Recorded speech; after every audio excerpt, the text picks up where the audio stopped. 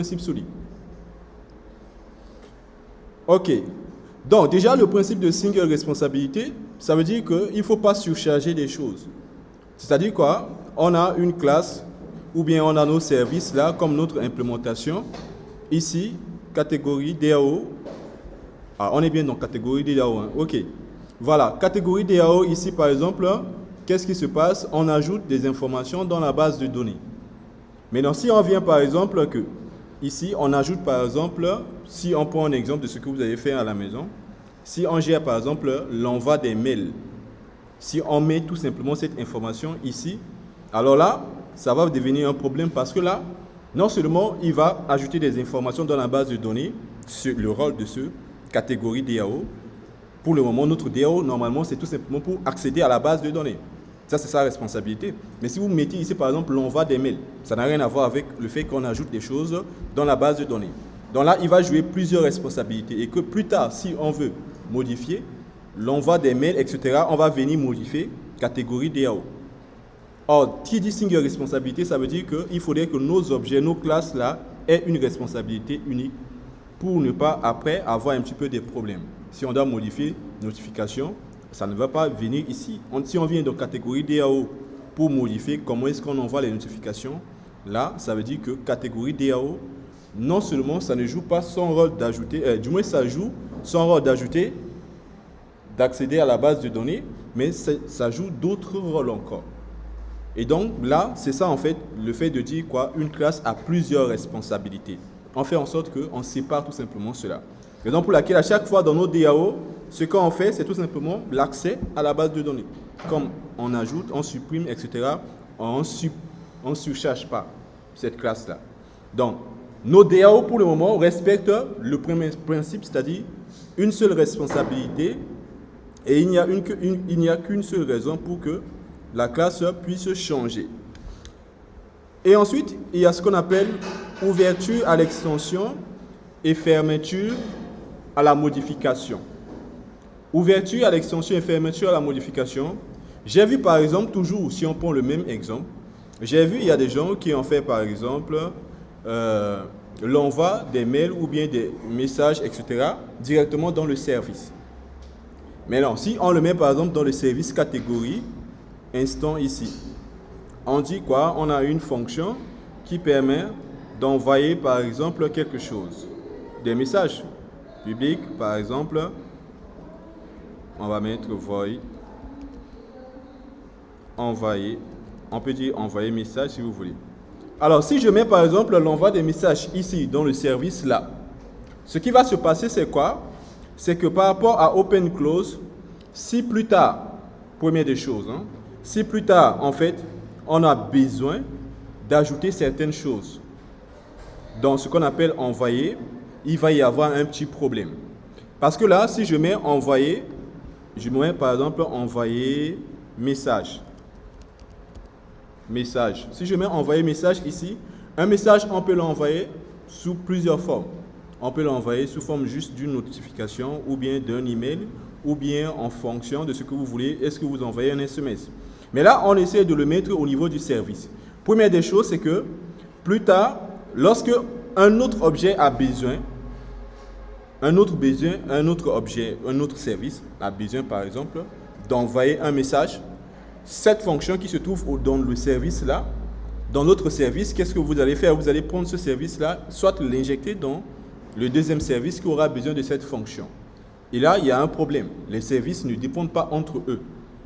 La dernière fois, on avait vu qu'un service dépendait d'un DAO.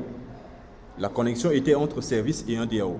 Donc, ce qui se passe, c'est que ici, si vous faites ça, vous allez voir que plus tard, si vous avez produit, par exemple, et que dans le modèle produit-service-produit, vous avez besoin aussi d'envoyer un message, ce envoyer message ici aura un problème. Soit vous dupliquez le code, vous copiez, vous collez là-bas. Et là, ça devient un problème de DRY. Ça veut dire que vous répétez tout simplement yourself. Donc, don't repeat yourself, ça veut dire qu'il ne faut pas répéter certaines choses. Mais surtout, c'est que ce qui se passe, c'est quoi? Moi, par rapport au principe d'ouverture et fermeture, c'est que si vous mettez par exemple directement une fonction envoyer un message, et comme je l'ai dit, si par exemple le message qu'on envoie, ça doit être un message email, là, vous allez vérifier est-ce que le genre de message qu'on veut envoyer, c'est email. Maintenant, si vous voulez dire quoi, ce même ou bien cette même fonction peut envoyer un email, peut envoyer une notification, quel que soit ce que vous voulez, et ensuite peut envoyer un SMS. Parce que vous n'allez pas créer 3 fonctions. Vous n'allez pas dire, par exemple, je crée une fonction qui envoie un message et une fonction qui envoie, par exemple, une notification et une fonction qui envoie un SMS. Normalement, vous pouvez dire que, par exemple, ça prend quelque chose, une chaîne, par exemple, qui correspond au type de message que vous voulez envoyer. Et si vous voulez envoyer un email, vous posez juste la condition. Mais le problème serait que lorsque on arrivera plus tard ici et qu'on aura besoin d'envoyer d'autres, ce qu'on appelle type de modification de message, alors il faut venir encore ici dans cette fonction à chaque fois modifier. C'est-à-dire qu'à chaque fois que nous on veut ajouter une nouvelle information, un nouveau genre de message, on est obligé de venir ici dans cette fonction ajouter encore des informations. Et on dit tout simplement que ça, ce n'est pas ouvert à l'extension et fermé à la modification. Parce que si on veut ajouter plus tard un SMS, plus tard, vous allez venir ici. Et quand vous allez venir ici modifier quelque chose, vous touchez directement à cette fonction envoyée. Et donc, en général, qu'est-ce qui se passe? Pour pouvoir gérer ce qu'on appelle l'envoi des mails ou bien des trucs que vous mettez en place, vous allez créer une interface. Au lieu que ça soit directement dans votre service là, l'envoi de mail, vous allez le mettre dans une interface. Comme ça, ce qui se passe, c'est que plus tard, dans l'interface là, on va mettre juste une seule fonction, envoyer. Et si on doit envoyer un SMS, on crée juste SMS message par exemple, qui implémente, mais qui donne un corps à cette fonction envoyer, qui permet d'envoyer un email. Et là, maintenant, c'est vraiment ouvert à l'extension, mais vraiment fermé à la modification. Parce qu'à chaque fois qu'on veut modifier, on ne modifie pas l'interface. On aura une interface plus tard qui aura ce qu'on appelle vous appelez comme vous voulez, une fonction envoyée. Là-bas, c'est l'interface. Une fois que l'interface, vous avez, qu'est-ce qui se passe? N'importe quelle information, n'importe quel objet peut hériter tout simplement de cette interface-là. Donc, si on veut un mail, supposons qu'on a un i ici. On a un i. Alors là, au lieu de faire toutes ces choses comme ça, c'est-à-dire quoi? Ici, on va créer. Moi, déjà, première chose que je voulais faire, c'est de changer le DAO par ce qu'on appelle factory. Je vais vous expliquer pourquoi. Le DAO et le factory, ils jouent presque la même chose. Je dis repository. Pour l'instant, notre DAO, c'est notre repo. Repository. C'est juste le nom. Alors, qu'est-ce que j'ai fait? Voilà, c'est... Alors, moi, je n'ai pas bien fait ce que j'ai fait. Je voulais faire un refactor. Moi, j'ai créé quelque chose de nouveau. Je voulais faire ceci. Clic 3, refactor. Et là, je mets repository. OK. Comprenez tout simplement que c'est toujours notre DAO. C'est le nom du paquet que j'ai juste changé.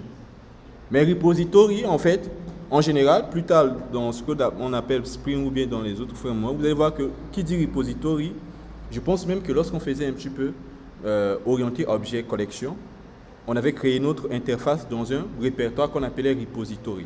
Pour dire que l'interface, en fait, les interfaces seront créées là. Mais nous, ici, notre repository joue le rôle du DAO.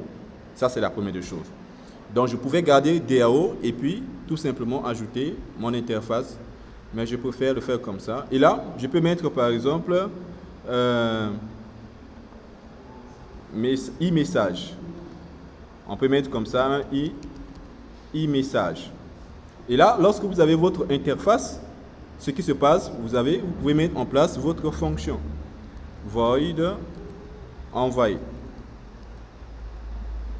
Et là, maintenant, ce qui se passe, c'est quoi? J'ai mis une classe. Donc, interface. Alors, on est où? Interface. Voilà. Donc, ce qui se passe, c'est que si vous voulez, par exemple, quoi? En fait, lorsque vous mettez en place quelque chose comme ça, une interface, les manières que vous avez l'habitude de mettre en place ces interfaces vous permet de gérer ce qu'on appelle le open close. Ça veut dire que c'est ouvert à la modification et fermé tout simplement à l'extension. Qu'est-ce qui se passe ici? Si par exemple, je veux modifier, envoyer, et pour que ça puisse envoyer un email, qu'est-ce que je fais? Je vais étendre. Quand on dit c'est ouvert à l'extension, c'est le fait qu'on peut créer une classe qui étend déjà l'information et qui peut donner, voilà, donc ici, je peux créer un mail. Supposons qu'on met mail, on va l'appeler mail message. Mail message, ce que vous allez faire, c'est que mail message va implémenter votre e-message. Et ici, qu'est-ce que vous faites? Vous allez dire concrètement, alors implémente méthode. Alors c'est ici que vous allez dire quoi? Ici, c'est là que vous allez dire quoi? Comment envoyer un mail. C'est ici que vous allez dire. Mais ce qui se passe, c'est quoi? Si plus tard, on veut ajouter, je n'ai pas dit qu'on veut changer l'envoi de mail. On a déjà la possibilité, à cet instant T, d'envoyer des messages, sous forme de mail. Mais plus tard, on veut envoyer des messages, par exemple, sous forme de juste notification ou bien SMS. Qu'est-ce qui se passe? Au lieu qu'on vienne ici modifier l'interface, parce que plus tard là-bas, dans le service, c'est l'interface qu'on va utiliser pour ajouter des éléments. Et donc l'interface aura toujours envoyé. Ici, on ne pourra pas toucher. On n'a pas besoin de toucher cette fonction. C'est l'interface, raison pour laquelle on parle de JPA. Comme JPA est l'interface de Hibernate là, les fonctions de persist, etc., c'est les mêmes fonctions qu'on utilise. En fait, ça respecte même ce principe-là de open close. Ce qui fait que si vous voulez modifier, par exemple, la connexion à la base de données, si ça ne doit pas être, par exemple, MySQL, vous n'allez pas modifier les codes qui se trouvent dans votre DAO. Vous allez juste modifier ce que je vous avais montré là au niveau du fichier persistance. Alors donc, je reviens ici. Si je vais créer, par exemple, un message notification, qu'est-ce que je fais? Notif message. Et là, il va aussi implémenter tout simplement ce qu'on appelle le e-message. La dernière fois, je vous avais parlé de cela en parlant de ce qu'on appelle des attributs.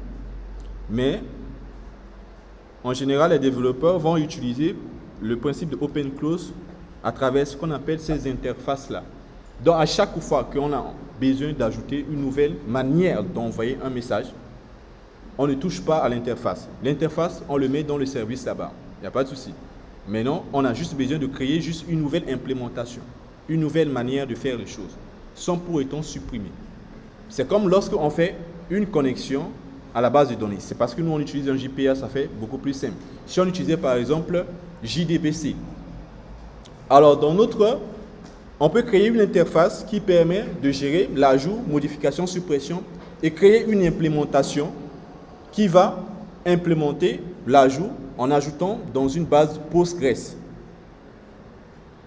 Mais c'est open close dans le sens où si plus tard je veux ajouter l'ajout ou bien faire en sorte que l'ajout soit dans une base de données ou bien dans un fichier, je ne modifie pas l'interface. L'interface est toujours appelée là-bas avec la fonction add, mais je crée tout simplement une nouvelle implémentation de l'interface, mais qui redéfinit l'ajout en sorte que ça ajoute l'information dans ce qu'on appelle un fichier.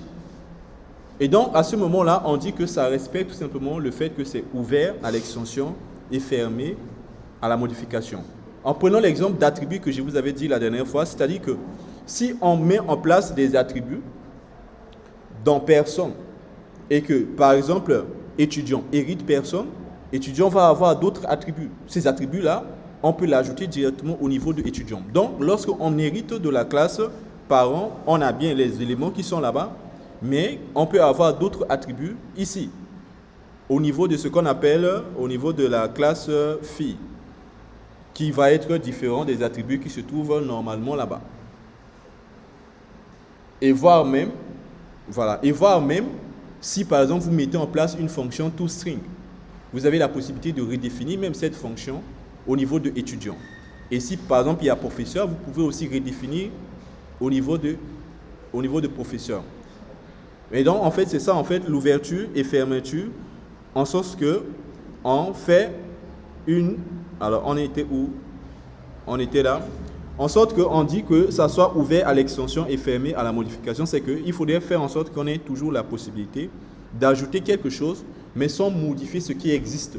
C'est ça le principe. Dans l'interface, on ne pourra pas être, on ne modifiera pas tout simplement notre interface, mais à chaque fois, on peut créer une nouvelle implémentation. Mais en fait, ce qu'on vient de faire là, ça va jouer après d'autres rôles. Je vais vous expliquer un petit peu plus tard. Bon, déjà, le L ici, le list cove, ici, substitution, c'est le fait de dire quoi? Que lorsqu'on a une classe fille peut remplacer une classe mère. Complètement, c'est-à-dire quoi? Comme vous mettez par exemple, personne est un étudiant, personne est un professeur. Après, on peut créer un tableau de personnes où on peut ajouter des étudiants et des professeurs dans ce même tableau de personnes. Et après, on fait un instance of pour chercher un étudiant ou bien pour chercher tout simplement un professeur. Ça, c'est la première des choses. Mais la deuxième des choses, c'est-à-dire quoi? C'est que le principe de listcraft, je vous avais expliqué.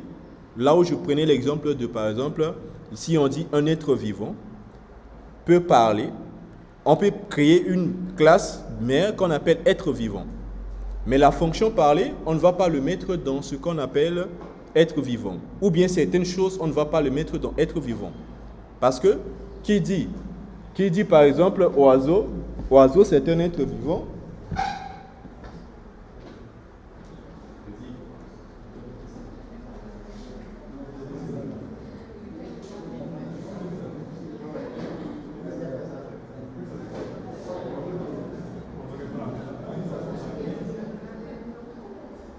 Alors donc, j'étais en train de parler du fait que, voilà, donc si j'ajoute un attribut par exemple dans être vivant, il faudrait que l'attribut soit, ou du moins ait un sens pour un étudiant et que ça ait un sens pour ce qu'on appelle un professeur. Ça veut dire quoi? Je ne peux pas dire quoi, j'ai une classe, mais avec des choses, comme par exemple une classe personne ou bien être vivant, et que je crée des classes qui héritent, mais qui vont hériter des attributs dont eux, ils n'en ont pas besoin. Ça n'a pas de sens. Et c'est ce qu'on voit ici au niveau, en fait, c'est ce qui se passe au niveau de ce qu'on appelle le list of substitution. Faire en sorte que ça puisse remplacer tout simplement la classe mère. Et pour l'interface ségrégation, c'est quoi? Je vais tout à l'heure prendre quelques exemples pour réappliquer un petit peu tous ces exemples, toutes ces choses qu'on est en train de dire là. Et ensuite, il y a ce qu'on appelle l'interface ségrégation, c'est-à-dire que si on a une application comme ce que nous, on avait fait pendant le projet du POO, au lieu de créer une seule interface avec toutes les fonctions, tout ce qui se passe à l'intérieur, on va créer des petites interfaces. Chaque interface a ce qu'il faut, etc., etc. Mais tout à l'heure, quand je vais prendre un autre exemple d'interface, on va créer une interface où je vais mettre un petit peu des choses et je vais vous montrer à quel moment ça ne respecte pas une interface ségrégation. C'est-à-dire qu'il ne faut pas créer une interface qui va avoir, par exemple, tout. Supposons, je crée une interface qui permet d'ajouter, modifier et supprimer. Alors, je vais créer une interface, du moins une implémentation qui va implémenter cette information. Mais si je crée une autre classe, supposons qu'on a une interface.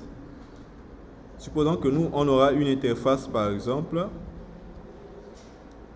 on va dire application, e-application. Et normalement, on peut ajouter, on a une fonction add, delete, etc. Normalement, on peut créer ce qu'on appelle plus tard une app implement. Implement, ça va implémenter par exemple cette interface-là. Maintenant, plus tard, par exemple, si j'ai besoin d'implémenter aussi encore cette interface-là, je peux créer une deuxième implémentation. Par exemple, app2 implémente, qui va implémenter l'interface. Maintenant, si les deux là implémentent l'interface, ils vont forcément redéfinir add et delete. Ça, c'est pas un problème. Maintenant, qu'est-ce qui se passe si je mets ici envoyer message? Envoyer message, supposons. J'envoie ici. Ça, c'est une autre fonction, hein, message. Maintenant, si ça se passe que cette implémentation, cette classe va hériter ou bien implémenter cette interface et qui aura besoin de ces trois éléments. Mais que cette interface va implémenter, mais lui, il n'a besoin que de ces deux éléments, il n'a pas besoin d'envoyer un message. Là, on dit quoi? On dit tout simplement que là, il y a un problème.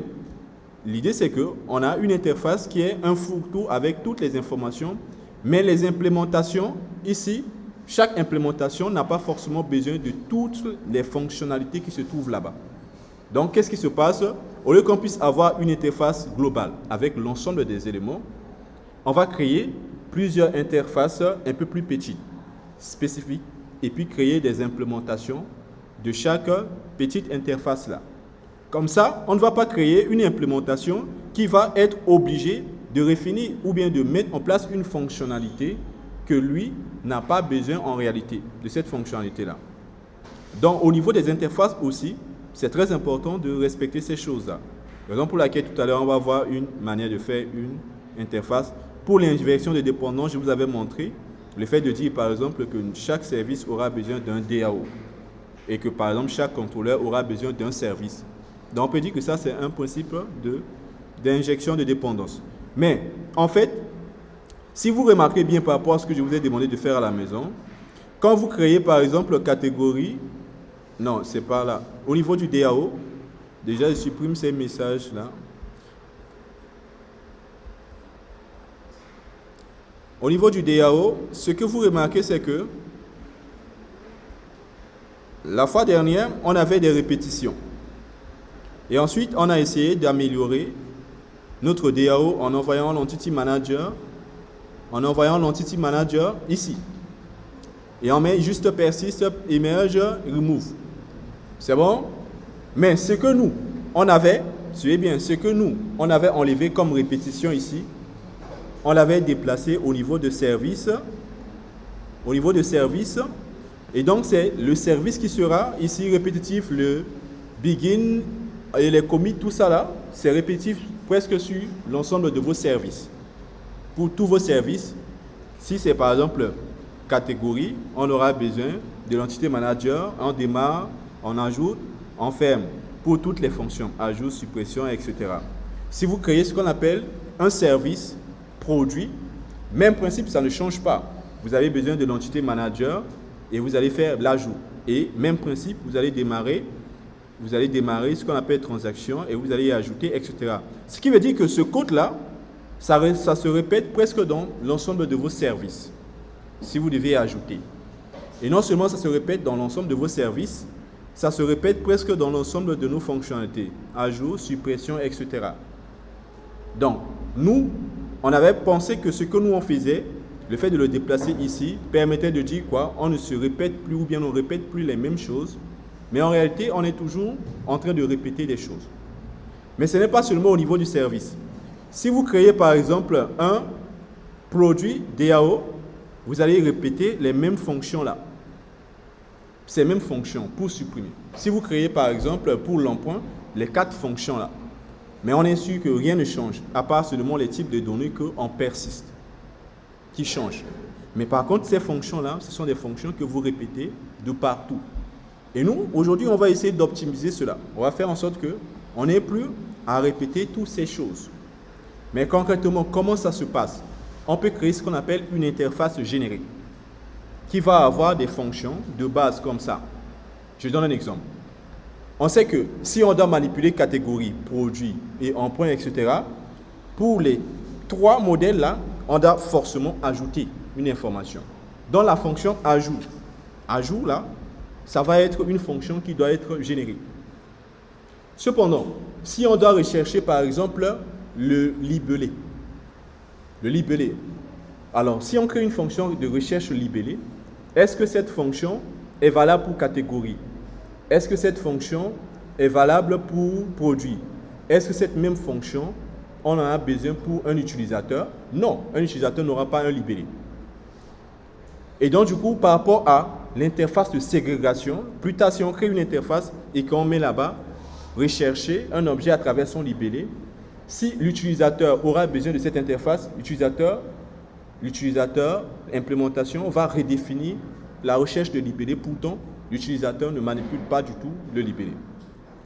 Bon, on est toujours un petit peu dans le concept, mais non, voyons pratiquement comment ça se passe. Je prends un exemple. Là, ici, on est au niveau du repository et je vais créer ce qu'on appelle une interface générique qui va me faire l'opération CRUD que nous, on avait mis la dernière fois. Donc, je vais créer ici une interface. Java interface.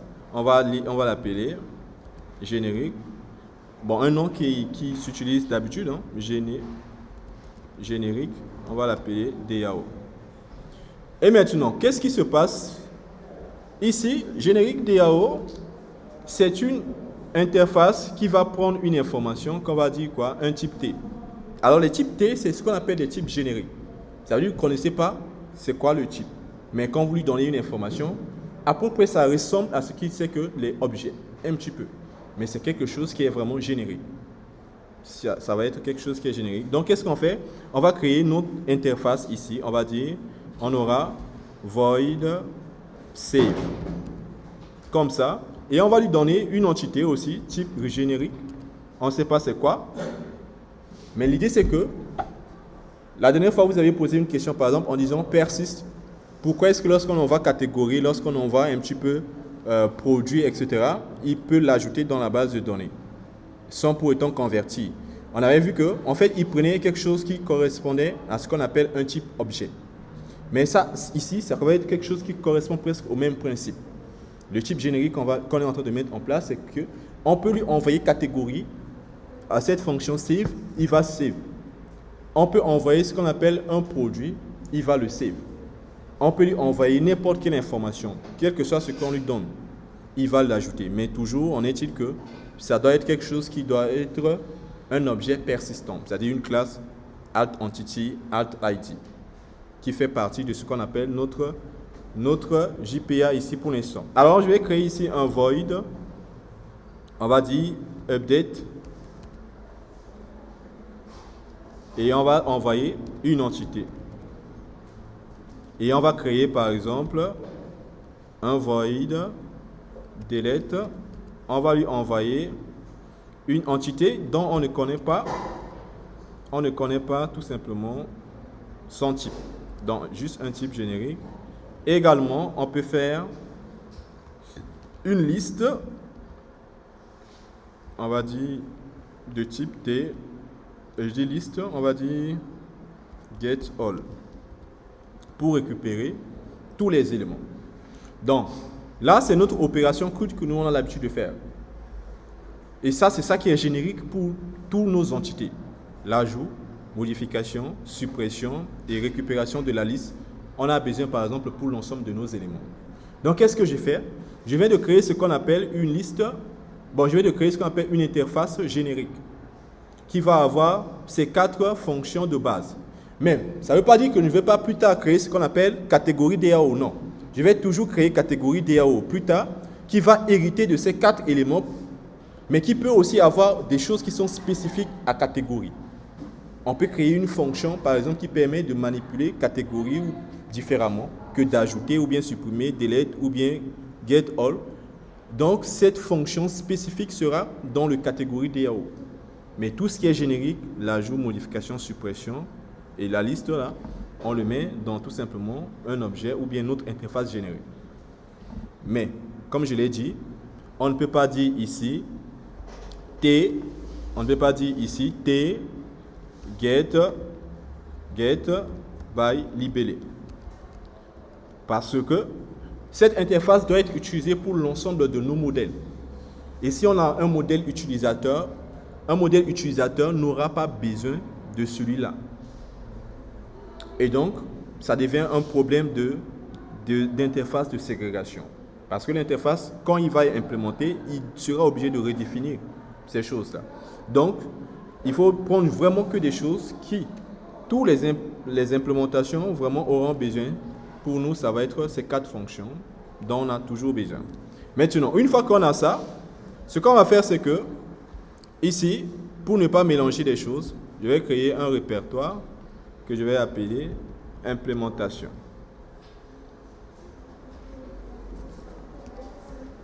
Alors ça, c'est juste une interface. Et vous avez déjà l'habitude de créer une interface. C'est juste que ici, c'est une interface qui prend une information, mais on ne connaît pas le type. Voilà, maintenant donc ici, je vais créer une implémentation de cette interface-là. Alors je vais mettre générique DAO implement, ou bien on met impl. Voilà. Maintenant cette classe-là, c'est aussi générique. Parce qu'à ce niveau, on ne sait pas encore quels sont les objets. Maintenant, ici, on va faire implement générique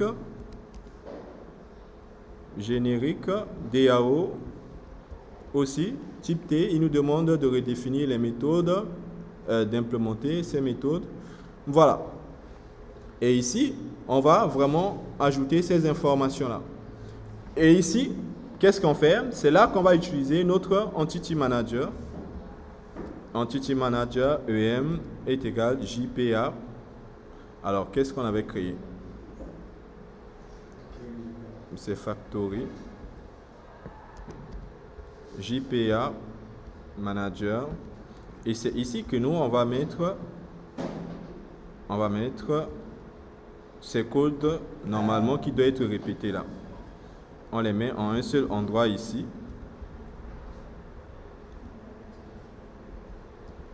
Voilà. Et là, Entity Manager.persist. Et on lui donne l'entité. Il va persister l'entité T là. Et bon, on peut fermer la connexion. Voilà.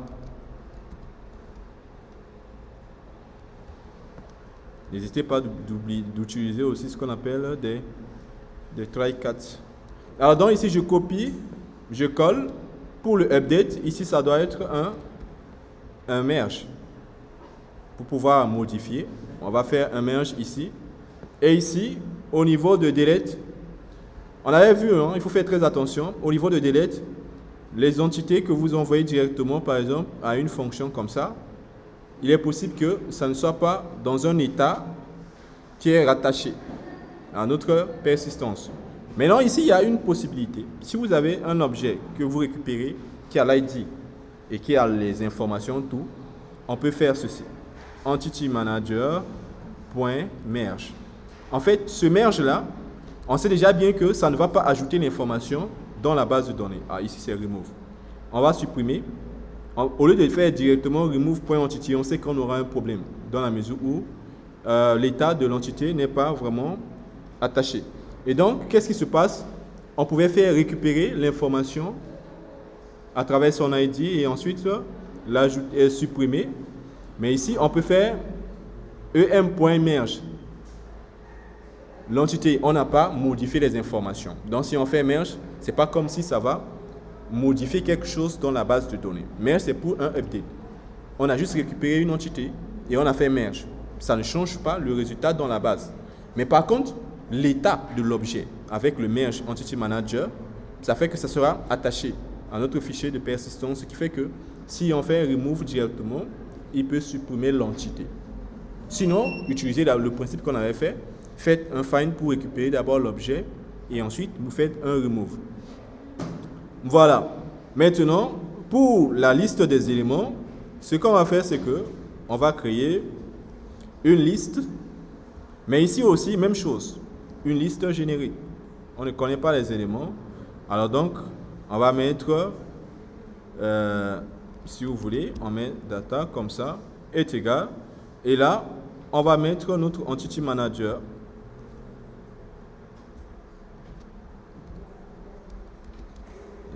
Factory. Et là, entity manager.create query. Alors, et ici, on doit lui donner une requête. Mais le problème, c'est que plus tard, lorsque on va prendre ce qu'on appelle l'objet générique là, il y aura un souci. Il y aura un souci parce que si on appelle tout simplement générique là, ici, on ne sera pas en mesure, par exemple, de dire quoi, quelle entité vraiment on va avoir. Parce que il faut comprendre que cette classe-là a un constructeur qui est vide. Ça veut dire qu'on peut construire la classe générique DAO implement sans passer quelque chose comme argument. Donc nous, on va éviter ça. On va dire quoi? Lorsque on veut construire cette classe, on va lui donner une information qui sera l'objet. Ça nous permet de savoir le type de l'objet. Donc, lorsqu'on veut créer, par exemple, cette classe générique implement là, on va lui donner un objet en lui fournissant automatiquement. Par exemple, si je dis un produit, si le produit, catégorie produit doit implémenter celui-là, je dois lui passer automatiquement du moins une catégorie pour que lui sache que nous, on manipule une catégorie. Je vais dire tout simplement dans un constructeur. Donc ici, ce qu'on va faire, c'est quoi? On va créer ce qu'on appelle une variable. Ici, classe T, qui va être le type de données et on va mettre en place un petit constructeur. Si vous voulez, vous pouvez faire juste clic droit. Et on va lui dire que lorsqu'on va construire, ça c'est le constructeur, on va envoyer un objet. On ne connaît pas le type de l'objet. Mais cet objet-là sera ajouté dans type.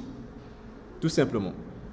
Dans l'ordre de la construction, si on lui passe une catégorie, ce générique catégorie, ce type-là, ça va être une information du type catégorie.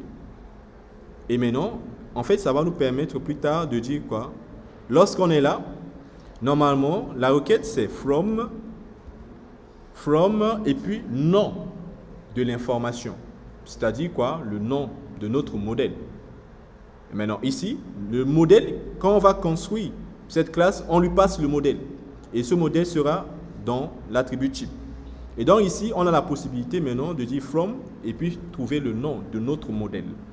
Et donc, qu'est-ce que je dis? From, je peux mettre là plus, je mets type, point, get simple name, ça va nous donner tout simplement le nom de la classe, le nom de notre modèle. Si c'est une catégorie, ça va nous donner le nom de notre classe. Et ensuite, on va lui envoyer le type. Et on n'oublie pas, ça doit être une liste. Donc, get result. Voilà. Par contre, on a oublié un point virgule. Donc ici, c'est-à-dire que en fonction du type de l'information, si c'est un produit, ici, ça va être from produit. Si c'est ce qu'on appelle une catégorie, from catégorie. Pour avoir la liste des catégories, si c'est par exemple un utilisateur, from user. Et voilà. Maintenant, ça, on ne va pas le répéter. On le fait que ici une seule fois. Et maintenant, toutes les autres implémentations vont implémenter de cette classe générique pour avoir les 4 opérations de base. Ils n'ont pas besoin de redéfinir toutes ces choses-là. Ils vont tout simplement implémenter cette classe générique afin d'avoir automatiquement la fonction save, update, delete. Pas de les redéfinir, mais ils vont les avoir automatiquement. Ce qui nous permet maintenant de dire quoi? Une fois qu'on a notre interface générique et qu'on a son implémentation, ce qu'on va faire, c'est qu'on va créer une interface pour chaque chose qu'on veut. Par exemple, nous, on a catégorie DAO. On avait l'habitude de créer juste une classe comme ça. Mais pour vraiment aller un peu plus loin dans le principe solide, il ne faut pas juste créer le DAO juste comme une classe. Et l'habitude de créer d'abord une interface et puis une implémentation de l'interface. C'est-à-dire quoi? On aurait pu créer une interface qui avait toutes ces méthodes-là et puis créer ça, cette classe qui est l'implémentation, qui implémente l'interface tout simplement. Par rapport à ce que nous on faisait avant, c'est ce que je dis. Par rapport à ce qu'on faisait avant. Oui, en fait, si on enlève tout ce que je viens de vous montrer, nous, on faisait catégorie DAO directement et on faisait une implémentation de ajout catégorie. Mais on aurait pu créer une interface qui permet d'ajouter une où on met fonction ajouter catégorie où on met update catégorie, delete catégorie. Et celui-là implémente de l'interface et fait juste em.persist là. Tu vois, et donne juste le corps. Tout simplement comme ça. Ce que je veux dire, c'est que on aurait pu faire ça. On aurait pu ici, avant de revenir un petit peu sur ce qu'on est en train de faire, i catégorie comme ça. On peut dire i catégorie DAO, hein. I catégorie. Voilà. Bon, c'est une interface. Et donc, c'est-à-dire qu'on aurait pu prendre ça, commande C, d'abord mettre dans i catégorie, mais ce qui veut dire qu'on n'aura pas besoin de tout ça, puisque c'est juste l'interface, on n'aura pas besoin de tout ça. On n'aura besoin que des méthodes comme ça. Comme ça. Donc, vous créez une interface comme ça. C'est bon? Et maintenant, ce qui se passe, c'est quoi? Ici, vous ne changez pas ce qui se trouve dans cette catégorie DAO, mais vous devez implémenter pour avoir juste les overrides sur vos fonctions. C'est ce que j'essaie de vous dire. On pourrait faire ça comme ça. On est bien d'accord? C'est les mêmes fonctions.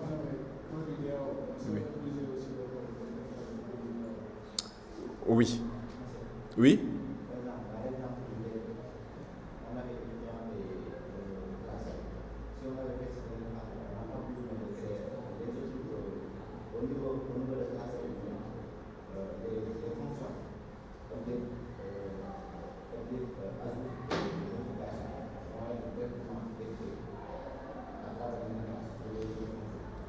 Alors, attention, il faut savoir que nous, on a une interface générique ici. C'est bon? Pour le moment, j'ai mis d'abord une pause sur cette interface générique. Je suis revenu sur l'interface que vous avez l'habitude de faire. C'est bon? Avant de revenir sur l'interface générique. Là, je viens de créer une interface. Supposons qu'on crée une interface comme ça. C'est ce que tu demandes. Et qu'on met, par exemple, les opérations ajout, modifier, supprimer. Ces ajouts, modifier, supprimer ne sont pas génériques parce que là, lorsque je dis void ajout catégorie, c'est catégorie. Donc, une information ou bien une implémentation qui va implémenter cette interface, qui va avoir cette fonction, lui passera obligatoirement une catégorie et non un autre objet. On est bien d'accord? Ici, ce n'est pas générique. Ce n'est pas générique, c'est-à-dire quoi? Ici, je vais faire ceci. Commande X, et là, je fais implémente i catégorie. Et là, il nous demande de faire ça. Mais comme je l'ai dit, c'est notre même code, mais qui est juste avec les overrides. Et c'est là qu'on va juste faire un point persist. Et vous mettez votre valeur, ou du moins votre objet. Tu vois, c'est ce que j'essayais de dire tout à l'heure là. Mais cette interface, ici, pour le moment, nous oblige à dire que chaque implémentation, chaque chose qui va implémenter cette interface va redéfinir ajout catégorie. Mais redéfinir ajout catégorie, ça passe catégorie en paramètre. Ce n'est pas un autre modèle. Tu vois un peu le truc. Et là, ce n'est pas encore générique. Même si on le fait sous forme d'interface, là, ça ne veut pas dire que c'est générique. Tu vois un peu le truc? Voilà, c'est ça le problème. Tu vois? Mais je dis, on pouvait le faire comme ça. Mais si on le faisait comme ça, c'était bien, mais ça ne veut pas toujours dire que c'est suffisant ou bien que c'est générique. C'est bon? On avait juste fait cette classe-là, implémentation. Mais je dis, on aurait pu créer une interface d'abord avant de créer l'implémentation. Tu vois un peu le truc? Oui, mais ça ne change pas le fait qu'il y a toujours des répétitions. C'est bon? Maintenant, je reviens ici. Je fais commande Z. On regarde d'abord le contenu qu'on avait. Et cette interface catégorie, ce que je vais faire, c'est quoi? Je vais déjà le supprimer. Alors, mais nous, on va recréer cette interface catégorie. On va faire un i catégorie.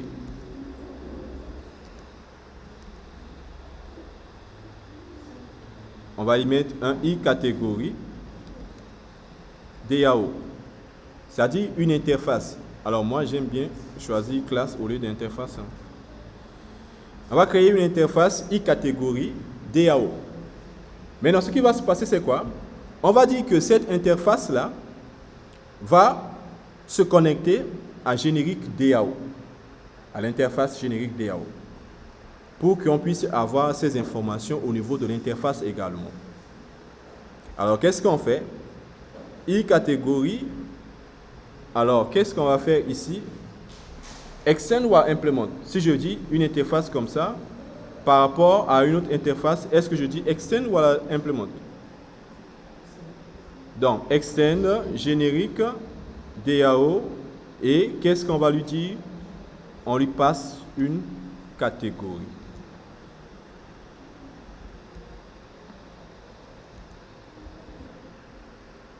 Voilà. Là, c'est tout simplement pour la connexion avec l'interface générique ici. On avait dit que chaque fois qu'on aura besoin de la connexion, il faudrait passer un type générique. Passer ce type générique-là, voici comment est-ce qu'on passe ce type générique-là. Ici, je connecte une interface i-catégorie avec un générique DAO. Et je dis quoi? Si i-catégorie se connecte avec générique DAO, je lui passe une catégorie. Hein?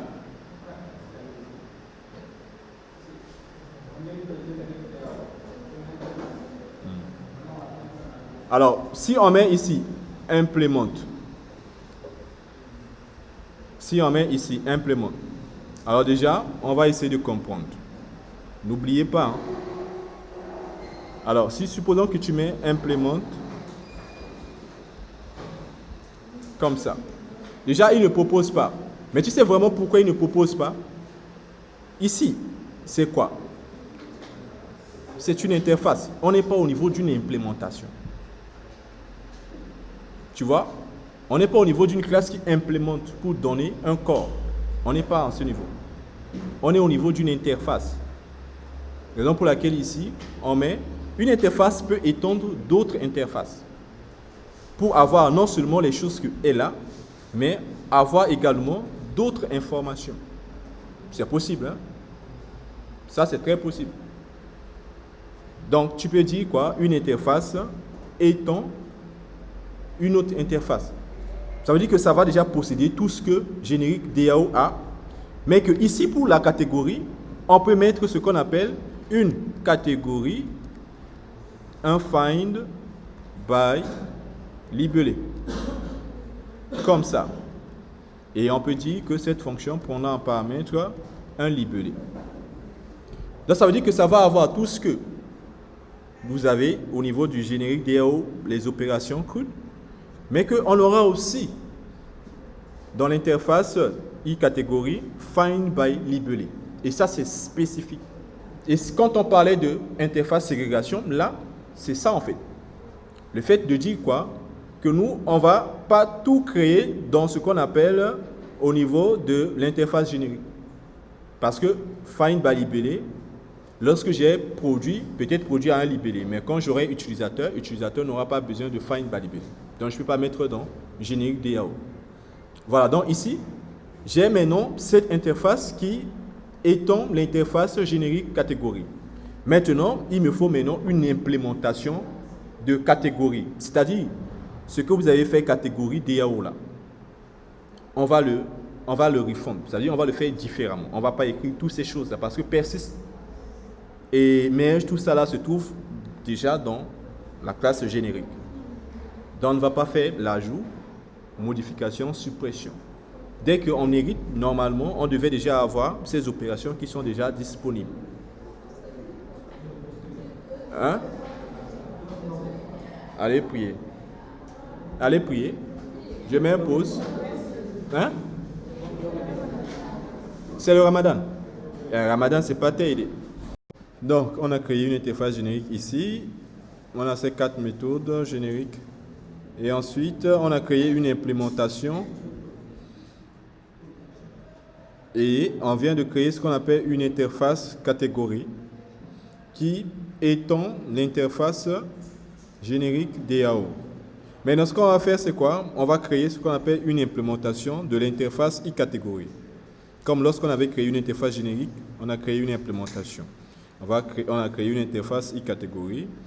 On va créer une implémentation et on va mettre catégorie DAO implémente. Alors celui-là, cette catégorie, ce qui se passe, c'est que lui, il doit avoir toutes ces informations-là. C'est bon? Mais pas de les redéfinir. Il doit être en mesure de récupérer la liste, d'afficher, de supprimer, de modifier et de faire un save. Alors donc, qu'est-ce qu'on dit? Il va falloir qu'on fasse une connexion entre l'implémentation là et cette implémentation en faisant tout simplement quoi? Un extend. C'est une classe, hein? C'est une classe. Ce qui se trouve là, l'implémentation. Voilà, donc ici, on va faire un extend générique. Générique, comment? Générique DAO. Et puis, on lui passe ce qu'on appelle une catégorie. Alors ça, on avait dit que cette interface-là, qu'est-ce qui se passe? Aura besoin que lorsqu'on on fait appel à lui, on lui fournit un objet. Et dans ce cas ici, c'est une catégorie. Et cette classe-là, plus tard, il va le mettre dans ce qu'on appelle le type T qui se trouve là, le type dynamique. Mais également, ce qu'il nous demande, c'est ceci. De créer un constructeur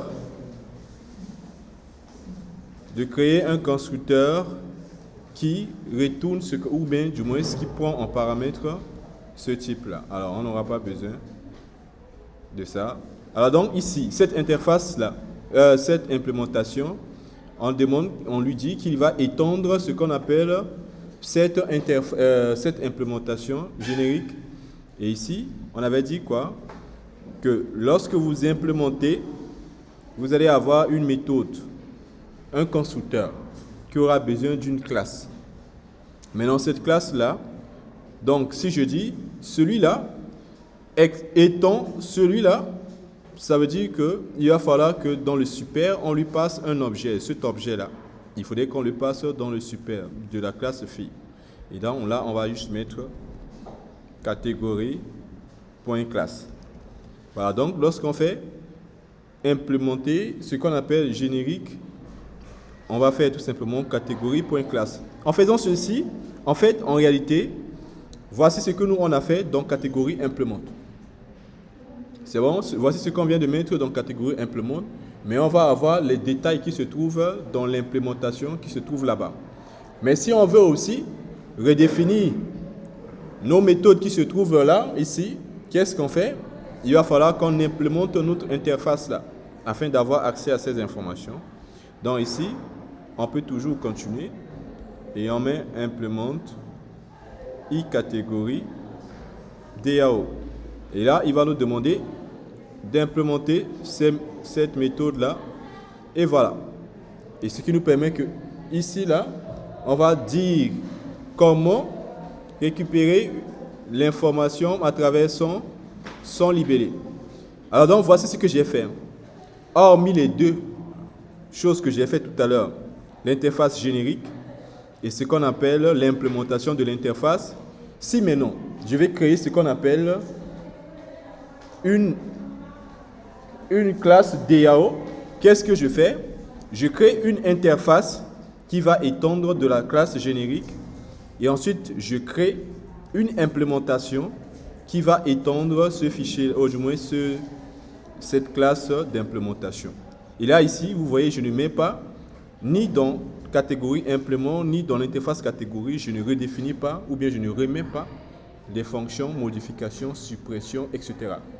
Et donc, si je crée, par exemple, pour produit, ça serait le même principe. Je vais créer un i-produit qui va faire la même chose, étendre ce générique-là, mais on va lui envoyer produit. Et ensuite, on va venir créer une implémentation de produit. En faisant la même chose, ça va étendre, mais on va lui envoyer un produit. Et ici, on met produit classe. Et donc, tout ce code qui se trouve là, ici va s'appliquer sur chaque implémentation qui implémente bien sûr notre interface. Maintenant donc, regardez bien le contenu de ce qu'on appelle notre implémentation catégorie. Ce qui va se passer, c'est quoi? Au niveau du service, qu'est-ce qu'on fait? La dernière fois, on avait besoin de ce DAO là, catégorie. Maintenant ici, on va utiliser ce qu'on appelle notre interface. Donc private, final, l'interface catégorie c'est iCatégorie DAO. Il nous demande de faire le même principe. Alors je vais commenter d'abord celui-ci et je commente celui-là, ce qu'on avait avant. Et là, on va l'appeler aussi DAO. Voilà. Même principe, injection de dépendance, ce qu'on avait fait la dernière fois. Donc je crée, mais ici c'est l'interface que je crée, cette interface-là. Là, je vais d'injecter une interface DAO. Et là, on n'a plus ajout et on ne doit pas écrire tout ce qui se trouve là. En d'autres termes, tout ce qui se trouve là, on va supprimer. Si on a cette interface-là, on fait tout simplement DAO.save et puis on lui envoie 4. C'est tout ce que nous, on aura besoin de faire au niveau de ce qu'on appelle notre service. On n'a plus besoin de refaire les codes qui se répètent plusieurs fois. Donc tout ce qui est générique, on l'a déplacé au niveau de ce qu'on appelle notre classe générique. Et maintenant, il faut maintenant dire quoi? Que cette classe, ce service-là, il dit qu'il y a un problème, c'est normal, parce que dans le contrôleur, on essaie de l'utiliser, mais pas de la bonne manière. On essaie d'utiliser l'ancienne version comme ça. Voilà, donc ici, qu'est-ce qu'on fait? Normalement, on va faire la même chose, ou bien je vais juste copier ça. Voilà. Et normalement, on va faire est égal new catégorie service. Mais, comme catégorie service, là, dépend de ce qu'on appelle un i-interface DAO. Il faudrait qu'on lui passe un i-interface DAO. Mais non, comment ça se passe concrètement? On va juste là, avant, créer un private i-interface. Alors, comment est-ce qu'on l'a appelé? i-catégorie DAO. On va mettre i4 est égal new, mais on va lui donner new l'implémentation catégorie DAO implement. Voilà, donc je crée une interface ici iCatégorie qui est égal new catégorie implement et cette catégorie c'est i4 du moins on lui passe. Donc ça veut dire que lorsque je vais avoir besoin du service, je lui envoie ce qu'on appelle un i-catégorie implement.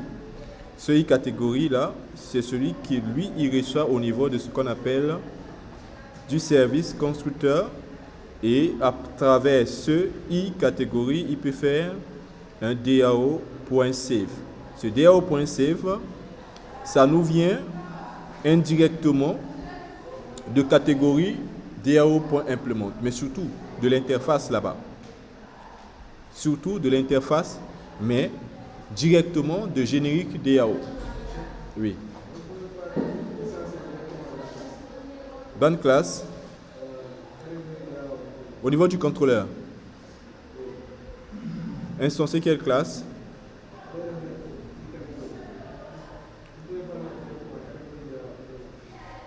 Est-ce qu'on ne pouvait pas mettre ici un catégorie DAO implement comme ça? Si on met un catégorie DAO implement comme ça, bon, normalement ça ne pose pas de problème, mais normalement ce que nous on lui envoie, de préférence il faudrait qu'on lui envoie tout simplement, de toutes ces manières, ce qui se passe c'est que le service, on peut lui envoyer, c'est comme une classe mère, quoi. On peut lui envoyer à l'intérieur l'implémentation. Tu vois. Maintenant, donc, si je fais ça ici, en réalité, ce qui se passe, c'est que, comme moi, je reçois ici un i catégorie DAO, là, au niveau de mon service, donc je lui envoie ici un catégorie implement, ça sera converti tout simplement en i catégorie. Parce que dans le service là-bas, tu vois. Raison pour laquelle j'ai juste dit quoi, au lieu que je fasse, comme tu l'as dit, j'ai juste mis i catégorie. Mais même si je le mets comme ça, c'est la même chose en fait. Parce que ce qu'il prend ici, c'est un objet de type i catégorie. Maintenant, i catégorie implémente l'interface. Donc, je peux dire quoi? Lorsque on a besoin de l'interface, je peux lui envoyer quelqu'un qui l'implémente en fait. Tu vois. Mais de préférence, on va garder ça ici, i catégorie. Et maintenant ici, dans ce cas, on n'a plus ajout, à moins que là-bas on a ajout. Parce qu'on n'a pas changé le nom de notre méthode du service. Le service, on n'a pas changé. Maintenant, ici, ça va être save.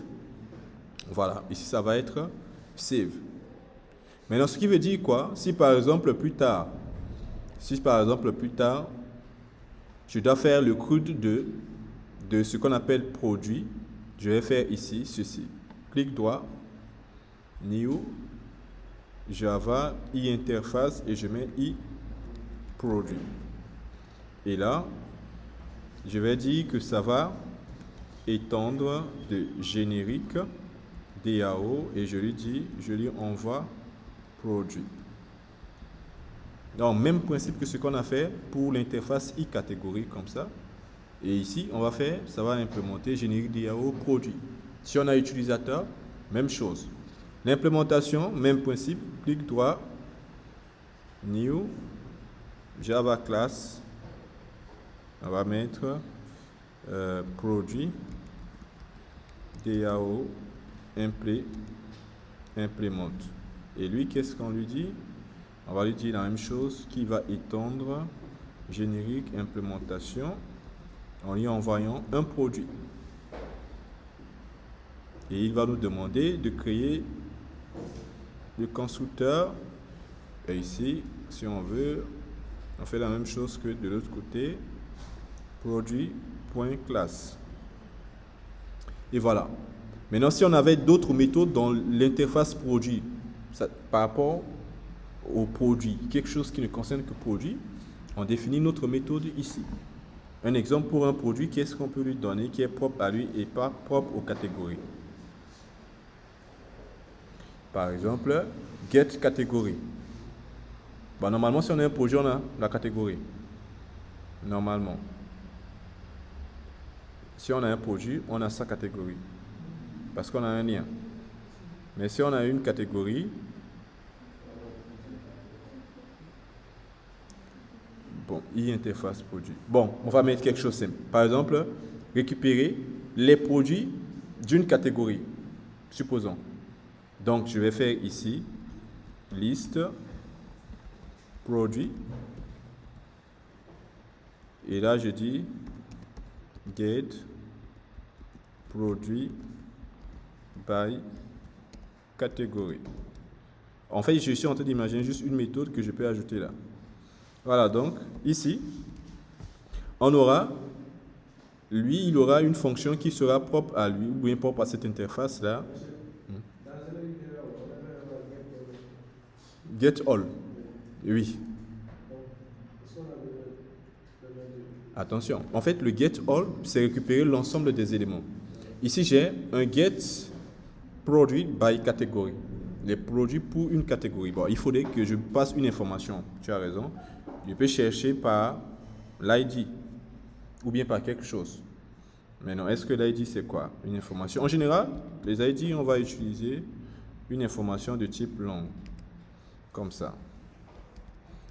Voilà. Maintenant, ce qui se passe, c'est quoi? Donc, ici, au niveau des produits, je peux définir aussi cette méthode. Implémente. Et là, alors, comment on l'a appelé? i-produit. Et on va redéfinir cette méthode et dire, voilà, le contenu. Lorsqu'on aura un produit implément, on aura tout ce qui est générique au niveau de notre générique là, l'ajout, modification, suppression, mais on aura aussi la possibilité de récupérer les produits, get produit by category. On aura aussi la possibilité. Donc, ça devient beaucoup plus simple. À partir du moment où notre truc générique est déjà créé, à chaque fois qu'on veut créer par rapport au modèle, voici juste les deux choses qu'on fait. Interface qui hérite de l'interface générique et puis l'implémentation qui va tout simplement étendre l'implémentation et c'est tout. Donc, toutes ces 4 opérations-là, on ne va pas les répéter. Donc, on ne répète pas les choses qui sont génériques. Don't repeat yourself. Voilà, donc ce qui veut dire que catégorie, ici, si on veut, on peut le supprimer. Mais bon, on n'est pas sûr que ce qu'on a fait, ça marche. On teste si ça marche et on supprime ce catégorie DAO là. Donc, le contrôleur catégorie est là. On peut voir notre MySQL.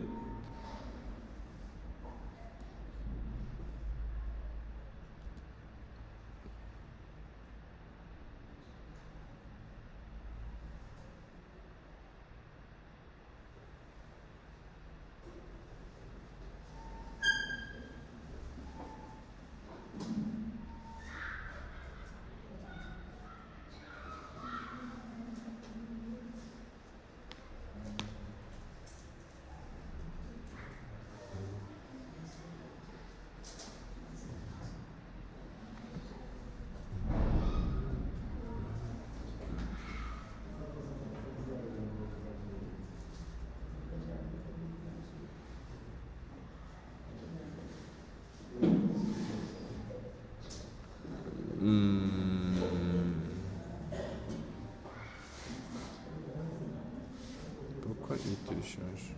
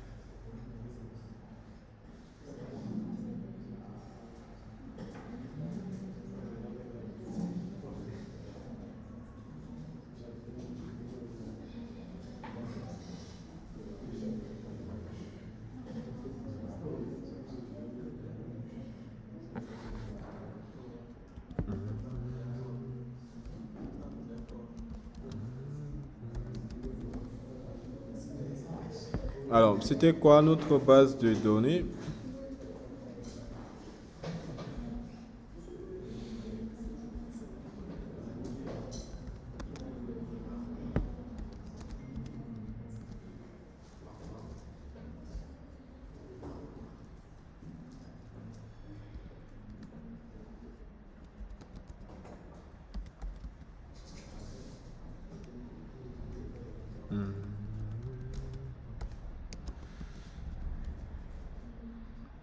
Voyons ce qui se trouve dans notre catégorie d'abord.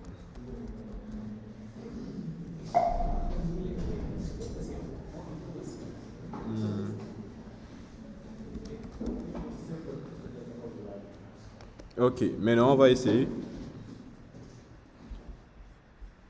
On va tester l'ajout pour voir.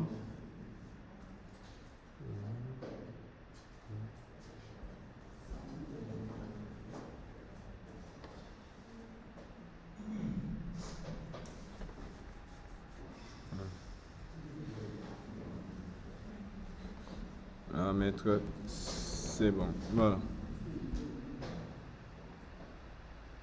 Alors voyons un petit peu.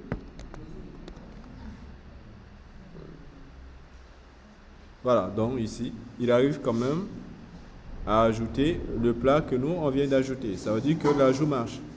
Alors si l'ajout marche aussi, normalement, les autres opérations vont marcher. Mais là, maintenant, on ne dépend plus de cette implémentation. C'est-à-dire qu'on n'a plus besoin maintenant de faire notre implémentation de cette manière-là. Donc, je peux supprimer ici. Alors, ici, il nous dit quoi? Readme. Voilà. Donc, nous, voilà. On a créé, on a fait en sorte qu'on a ce qu'on appelle quelque chose de générique. Mais comme je l'ai dit tout à l'heure, ça nous a, ici, je vous ai montré un petit peu concrètement c'est quoi, en fait, ce qu'on appelle l'interface de ségrégation. L'idée, c'est de ne pas créer une interface vraiment qui va avoir tout. Non, on va créer une interface qui va avoir que des choses dont les choses qui vont les implémenter auront absolument besoin. Des choses qui sont spécifiques, on ne va pas les créer comme ça. On peut créer d'autres interfaces, etc. Et ensuite, il y a ce qu'on appelle le D qui est dépendance, comme je l'ai dit, injection de dépendance. L'inversion de dépendance, c'est voilà, nos injections que nous on fait ici. Là. On dit par exemple, un service aura besoin d'un DAO, mais qu'un contrôleur aura besoin d'un service. Voilà, donc dès qu'on est dans le contrôleur, on aura besoin de ça.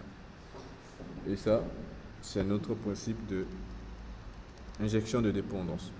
Mais là, au moins, le code devient beaucoup plus propre, mais surtout aussi au niveau du service, là, on n'a plus maintenant ces répétitions qu'on avait. Voilà, donc ici, je peux supprimer les commentaires. Voilà, le service commence à devenir beaucoup plus propre. Voilà, c'est ce que nous, on devait faire un petit peu pour pouvoir boucler cette partie-là. Mais après, qu'est-ce qu'on va voir aujourd'hui? Aujourd'hui, on va se limiter là. Mais d'abord, est-ce qu'il y a des questions?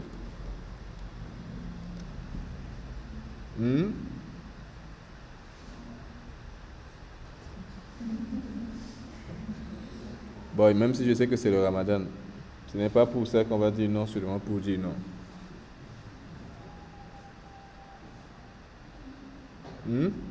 C'est bon jusque-là? C'est bon.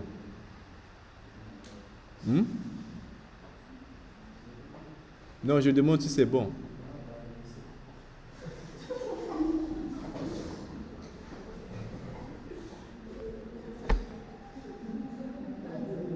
C'est bon? Ban, laquelle? Sur produit et implémente par exemple là.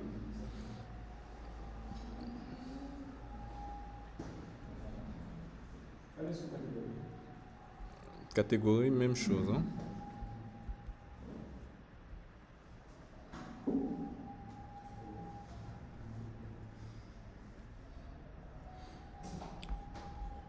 Celui-là, pour chaque implémentation, il te faudra un constructeur et tu dois envoyer dans le super ton objet, c'est-à-dire ce que nous on manipule ici. On est en train de gérer ce qu'on appelle catégorie implément. Tu vois, mais ça, c'est ce que lui, il a besoin ici dans le constructeur là. C'est ce qu'on avait dit, le constructeur, le type. Par exemple, pour laquelle si on passe par exemple catégorie, si on fait ici un type.getSimple, le from là, ça fera from catégorie. Tu vois. Maintenant, si c'est le service de produit, ou du moins ceci c'est l'implémentation de produit, donc lorsqu'on lui passe le produit, Ici, cet objet sera automatiquement un produit. Ce qui fait que si on fait get simple name, il nous retournera le produit, donc from produit. Une version plus simple pour faire les requêtes. Donc from produit, voilà, petit produit, et puis récupérer les informations, et ensuite ils iront le résultat. Les types T là s'adaptent en fonction de ce qu'on fait. Si c'est récupération de type catégorie, T devient directement catégorie. C'est l'idée en fait. Donc T s'adapte en fonction de ce que vous donnez. Donc si je fais liste T, je peux retourner une liste d'entiers, une liste de personnes, une liste de chaînes, une liste, tout ce que vous voulez. C'est un type générique quoi.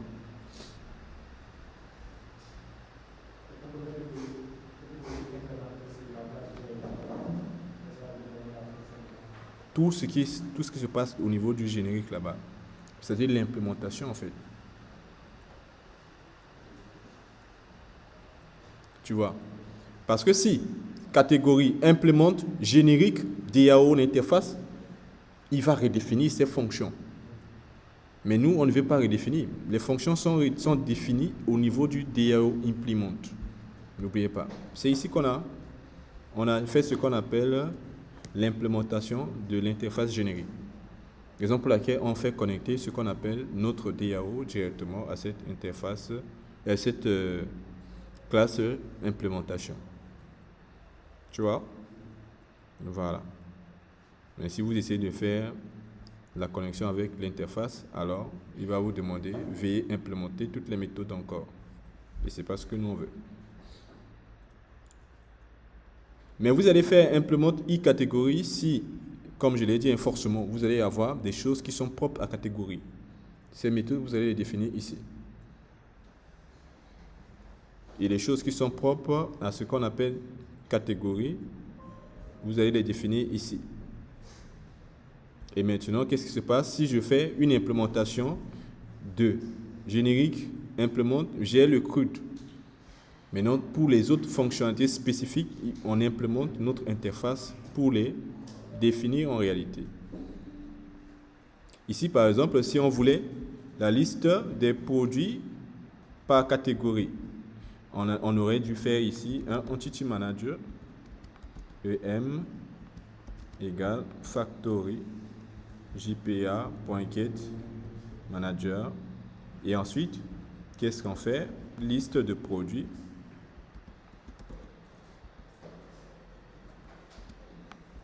Prods my entity manager create query. Et là, qu'est-ce qu'on fait? Un from quoi? From produit p where p.catégorie.id moi et voilà, double quote. On fait une requête paramétrée. ID 4 comme ça. Et là, qu'est-ce qu'on fait? Un point, set paramètre. On envoie le paramètre, c'est-à-dire ici, le paramètre c'est quoi? ID 4. J'envoie ici. Et là, j'envoie la valeur. Sauf que là-bas, ID 4 c'est quoi? C'est un int. Pour l'instant, on aura besoin d'envoyer par exemple un entier. Et ici, point, attention, point, get, résulte pour avoir la liste. Alors, il y a un petit souci. Mais on va gérer ça tout à l'heure. Ici, on va faire return. Return prod. Par contre, ici, il nous dit quoi? Il nous dit turn variable prod to list.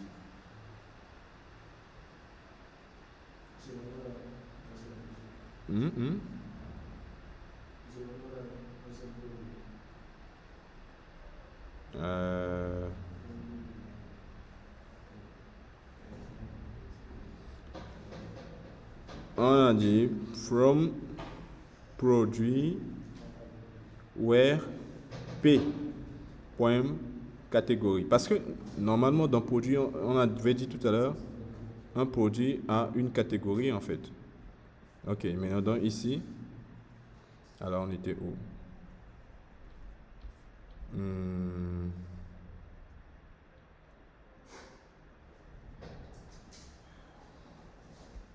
Alors j'ai l'impression que c'est ce 1 là.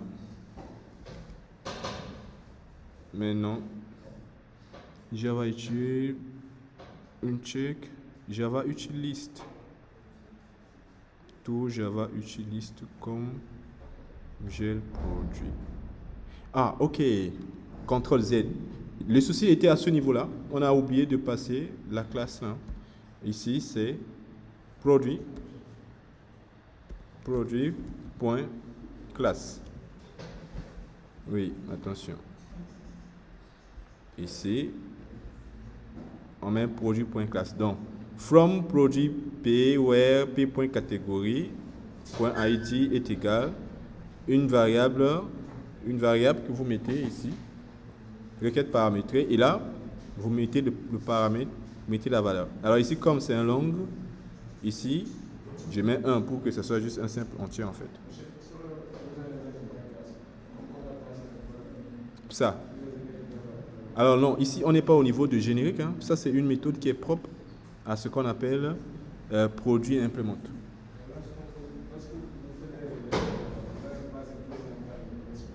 Lorsque, au niveau du générique, tu veux dire? Au niveau du générique, implémentation. Ici, au niveau, là, ça. Tu parles de ça? Oui, en haut, ici, on avait donné produit. On avait donné, lorsqu'on construit, on envoie au super, c'est-à-dire la classe qu'on hérite, parce que là-bas, on hérite de cette classe-là. Donc, on lui passe la classe produit ou bien catégorie. Donc, c'est ici qu'il va ajouter au niveau du type. C'est ça, c'est ce que tu veux dire. Mais ici, attention, ici, la fonction que nous, là-bas, on est en train de manipuler ne se trouve pas là. C'est bon? La fonction là-bas était spécifique, quoi. Cette fonction-là. Ici, tu vois pas qu'on a utilisé Entity Manager, tout ça là, ici. Il est rouge, catégorie, ou bien c'est produit. Voilà, tu vois bien qu'ici, on utilise Entity Manager, tout ça là, en fait. Tu vois? Donc ici, c'est comme tout ce qu'on fait là-bas, mais ici, c'est vraiment spécifique. On est en train de faire ça, pas pour quelque chose qui est générique, mais pour produit ciblé. On va récupérer la liste des produits pour cette catégorie. Qu'est-ce qu'on fait? On va récupérer ça. C'est bon? Maintenant, c'est ce que je dis là, en fait. C'est ce que je dis. Regarde, je te donne juste un petit exemple. Hein. Regarde bien ça. Qu'est-ce qu'on envoie ici au niveau de celui-là? Qu'est-ce qu'on envoie? Catégorie.classe. Est-ce que tu vois ça? Et donc, qu'est-ce qu'il reçoit? Ce qu'il reçoit ici, c'est bien le catégorie.classe. Ce type-là. En fait, ce qui veut dire que ce type-là, c'est quoi? Exactement. Mais ça, c'est ce que nous, on avait l'habitude de faire. Si je pars, par exemple, sur mon GitHub.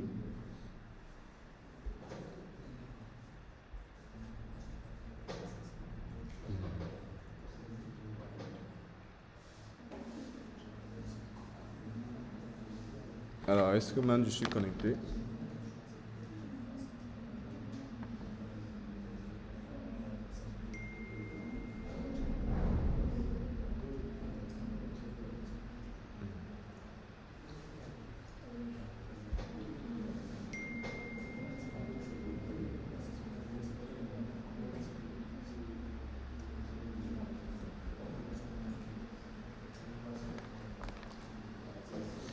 Ok, donc ici, alors la dernière fois, c'est ça le Java solide là. Regarde bien le code que nous on faisait. Main Java comme DAO. Voilà, la liste des éléments. Et ici on n'a rien fait, hein, la dernière fois. C'était ça. Alors non, celui-là il n'est pas bon. Alors, cherchons. Ici, normalement, on devait avoir quelque chose.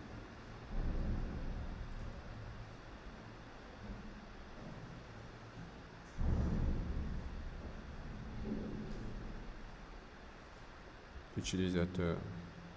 On a au moins la liste.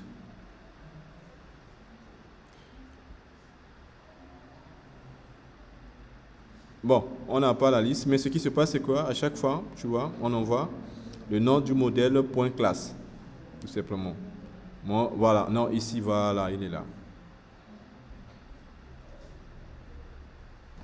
Commande plus. Tu vois, voici comment est-ce qu'on occupe la liste des utilisateurs. On fait quoi?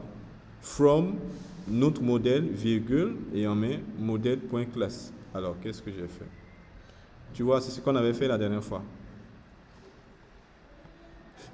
Tu vois cette requête-là? Voilà, c'est ça en fait. Maintenant, je fais un commande moins.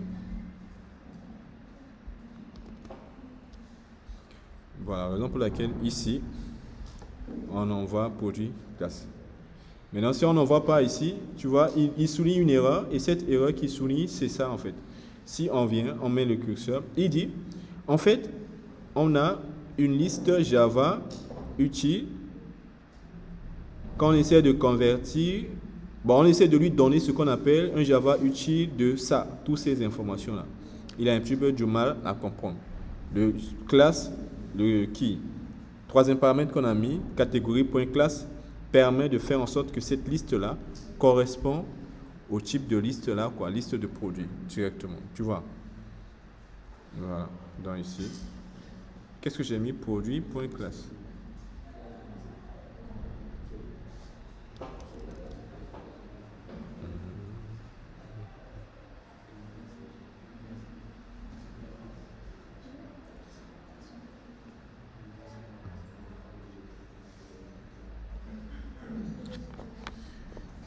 D'autres questions?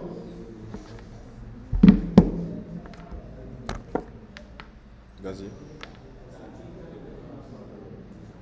Dans i-catégorie.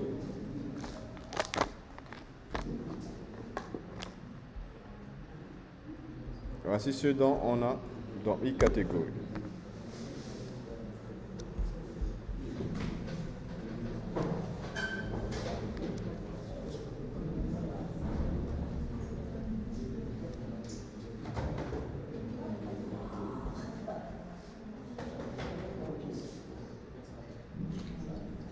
Alors dans i-catégorie ici, on fait tout simplement étendre l'interface générique catégorie.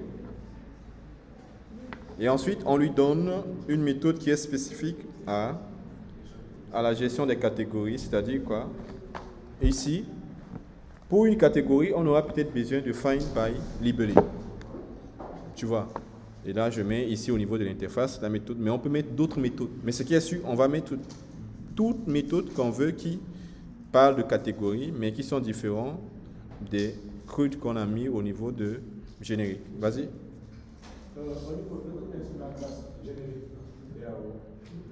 Interface générique implémente, il est là.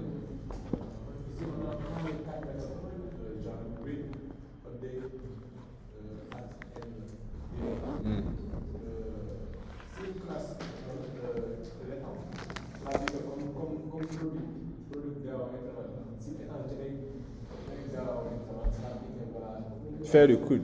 Automatiquement, il a déjà le CRUD qui est déjà mis en place.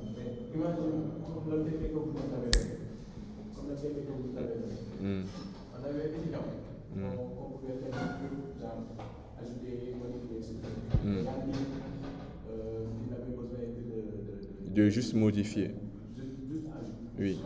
Donc, est-ce qu'on va respecter la troisième principe de celui en implémentant cette classe? Parce qu'on va hériter aussi les méthodes update et on n'en a pas besoin. Maintenant, c'est ce que je dis. Ici, cette interface générique-là ne concerne que les choses qui sont génériques. Tu vois. Mais si tu as besoin d'une interface qui va, par exemple, faire tout simplement la modification, alors tu ne vas pas implémenter une interface qui fait des codes parce que tu n'auras pas à modifier, à supprimer, etc. Mais est-ce que c'est pour autant qu'on n'a pas besoin du générique? Non, on a besoin du générique. Mais par contre, ce que tu fais là, il est beaucoup plus spécifique. Mais lui, il n'est pas obligé de forcément de hériter, d'implémenter l'interface générique. Ce qui est sûr, c'est que si tu le connectes avec notre méthode générique, ça veut dire qu'il possède ces méthodes. Ça, c'est une chose que tu dois comprendre. Maintenant, ce que tu peux faire, c'est que tu peux créer des méthodes génériques spécifiques. Au lieu que tu puisses créer une méthode générique qui a, du moins une classe générique, qui a ce qu'on appelle les 4 méthodes. Tu sais que tu auras par exemple des implémentations qui n'ont pas besoin de ces 4. Et là, si on veut respecter, par exemple, surtout le 4e, c'est-à-dire interface ségrégation, c'est que là, on va créer des interfaces spécifiques, par exemple, pour ajout, pour modifier, pour supprimer. Mais ça, c'est vraiment la peine parce qu'il n'y a qu'un seul objet, facture, ou bien c'est emprunt qui n'a pas besoin de ces 4-là. Alors donc, au lieu qu'on puisse dire refaire tout ce qu'on avait fait, c'est-à-dire supprimer tout ce qu'on a fait, tu peux juste créer une interface générique à nouveau, qui peut tout simplement avoir la méthode générique que tu veux, par exemple, pour l'ajout. Dans la mesure où plus tard, tu as un autre objet qui fait la même chose que tu as là. Est-ce que tu vois? Oui, tu peux faire ça comme ça.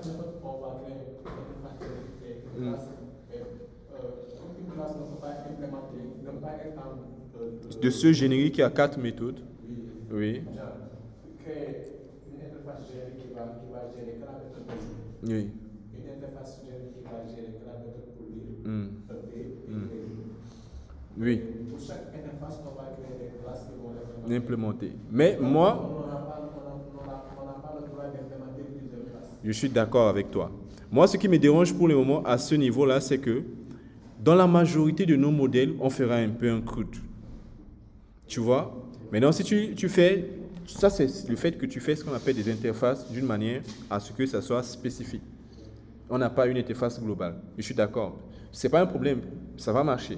Ça va éviter déjà le fait qu'on puisse avoir le problème que tout à l'heure tu as soulevé, le fait qu'un modèle n'a juste besoin que d'ajouts, pas de suppression, etc.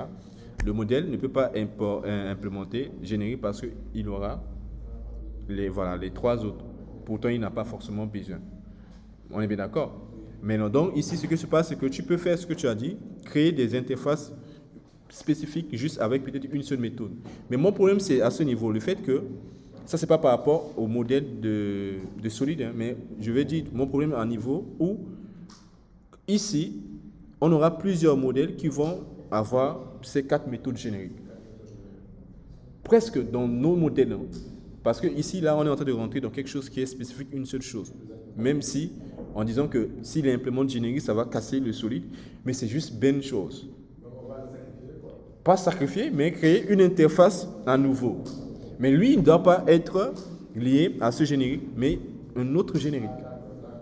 Tu vois, tu crées une autre interface générique, mais qui permet tout simplement de gérer l'ajout. Mais je suis d'accord qu'il y a une répétition. Parce que normalement, on veut éviter ce qu'on appelle on ne doit pas répéter. Don't repeat yourself, quoi. On ne doit pas répéter les mêmes choses. On ne peut pas dire dans le générique principal, on avait déjà mis le fait de persister et puis créer une autre interface juste avec méthode persiste. C'est pas intéressant. Tu vois un peu le truc. Donc, essaye de voir un petit peu ces contextes-là. Mais je suis d'accord qu'on peut séparer, créer des interfaces plus petites au lieu d'avoir une générique avec les 4 méthodes. Créer des interfaces plus petites avec ça, avec ça, avec ça. Et maintenant, ce qui veut dire quoi? Celui qui aura besoin des 4 doit hériter ou bien implémenter les 4. Et celui qui aura besoin que de save va implémenter que le save. Et là, tu rentres bien sûr dans cette partie 4-là, c'est-à-dire que tu pars vraiment au niveau de ce qu'on appelle les interfaces spécifiques. Tu vois, c'est ça en fait le niveau de intégration, interface-intégration. Faire en sorte qu'on ne puisse pas avoir une interface avec des méthodes et puis d'autres implémentations qui n'ont pas besoin de certaines méthodes seront obligées. Je suis d'accord avec toi. C'est bon? D'autres questions?